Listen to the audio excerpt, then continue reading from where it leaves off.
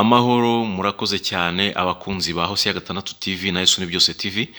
Dufite umutumirwa ageza ijambo ry'Imana. Reka tumusabe asenga anatwibwira atuze ijambo ry'Imana. Murakoze cyane. Murakoze, nitwa Nyinawumuntu Jacqueline.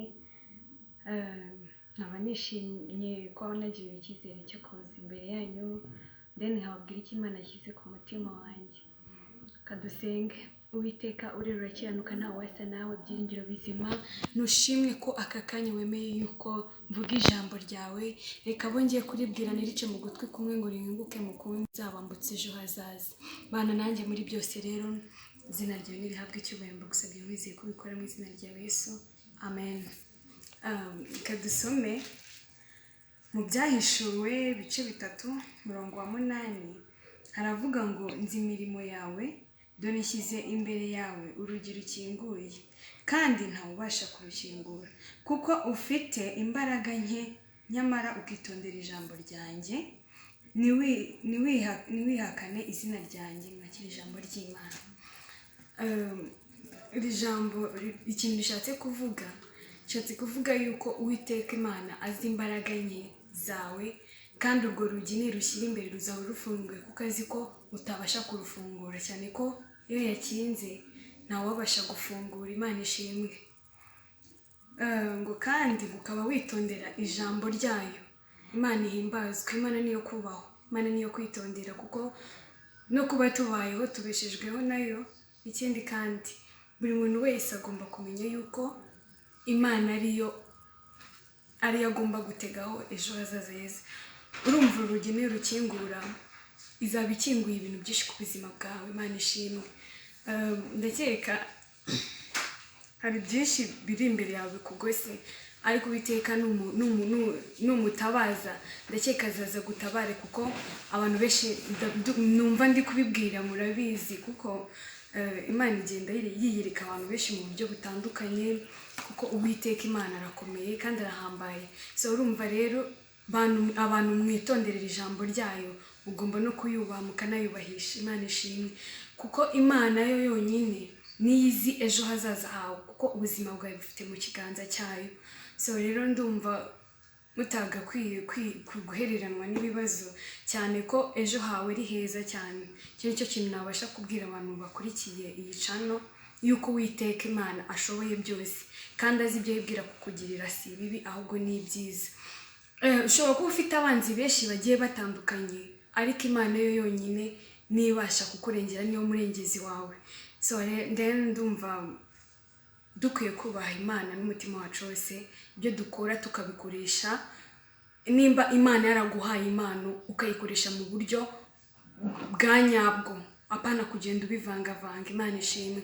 So rero iyi Mana iratangaje, kuko abantu benshi namwe murabizi, ugomba kuba ufite ubuzima, ugomba kugira ubuzima bufite intego, ukamenya aho wavuye, ukamenya aho ugeze ubu naho ushaka kujya. Ndakeka kandi Imana izabigufashamo mu gihe wizeye yuko Imana ishobora. Nimba ikinguye urugi, ugomba kuba ikinguye n'ibindi byose byari bikinze ku buzima bwawe, kandi ngo uwo muntu izakingurira urugi ni wa muntu witondera izina ryayo, nyine uyubahisha. Imana ishimwe. Wa muntu nyine sinzi ukuntu nabivuga hano, ni nimba witondera ijambo ryayo, hanyuma ntuhihakane n'izina ryayo, uwo muntu Imana izamukingurira inzira, izamukingurira imiryango myinshi yari ifunze ku buzima bwawe. So ndakwifuriza ko Imana yagukingurira ku bintu byinshi byari bifunze ku buzima bwawe, kandi iyo wizeye nta kabuza Imana irabikora. Imana ishimwe. Nanjye uhagaze aha ngaha ndi kubivuga, narayibonye, kandi ndakwifuriza yuko nawe wayibona ikagira ibyo ikora ku buzima bwawe, ikaguhindurira amateka, ukajya ugira abandi bantu uhereza, abandi bantu wabwira yuko Imana yakugiriye neza, nabo bakamva yuko ushimye cyangwa se utanze ubuhamya yuko Imana yakugiriye neza, kuko Imana ikugiriye neza ntabwo bikesheka. Uba ugomba kubibwira n'abandi bantu kugira ngo babone yuko Imana ikora imirimo n'ibitangaza ku buzima bwawe. Kandi ndizera yuko ibi bintu by'aha ngaha hari benshi bizafasha, kuko guhera uyu munsi nawe ndifuza, hari ibintu byinshi Uwiteka yagiye akora, mugenda musoma muri Bibiliya zitandukanye, mubona uburyo Imana iyo wayinambyeho nayo ikunambaho. So ndakwifuriza kugumana n'Imana, kuko nugumana nayo izagumana nawe, kuko nta muntu wayikoreye ngo yikorere amaboko, nta n'uwayitabaje ngo yange kumutabara. So ndumva rero tugomba kwinjira mu bintu by'Imana cyane, kandi ukabyinjiramo udashaka gukinana n'Imana, kuko iyi Imana iri serious, nyine niyo kwizerwa. Nuyizera nayo izakwizera kandi izanakubahisha, izakugeza ahandi hantu hose utashoboraga no kumva ko wakigeza. Then nanjye ubwanjye uri kubivuga ndabizi yuko Imana yangiriye neza, ikankura haga ikanshyira mu murimo wayo, kandi mba mbona gukorera Imana nta gihombo kirimo. Then ndababwiza ukuri yuko nukorera Imana nta gihombo kirimo, kandi uyikoreye wese azabona ikiganza cyayo cyuko igira neza, cyuko ifasha abababaye. Imana ishimwe, ifasha imfubyi n'abapfakazi, irengera indushyi. Imana ihimbazwe. Imana igibashe kukubeshaho ikakurengera, ngo kuko ngo ntizigera ikundira yuko ibirenge byawe biteguza, ngo kuko kurinda atazigera ahunikira, kandi ngurinda Abisirayeli ntazasinzira. Uwiteka ntazasinzira ku buzima bwawe. Uwiteka azahora akurinda. Uwiteka azakurengera muri byose. Imana ishimwe. Ndumva ari iryo jambo nashakaga kubabwira ryari imbere yanjye. Icyo nakubwira nuko ugomba kubahisha Uwiteka, Uwiteka nawe ukakingura, kugira ngo ibintu byinshi byari bifunze ku buzima bwawe Uwiteka Imana bikingure. Apfa kuba utajya wihakana izina ryayo. Imana ishimwe, kandi ukitondera n'ijambo ryayo. Ibindi Yesu aduhana umugisha. Murakoze cyane. Ni kuri Yesu ni byose TV na Hose ya Gatandatu TV. Burya n'umwana muto uzi gusenga Imana azafashwa no gusenga, ntazagira ubwoba.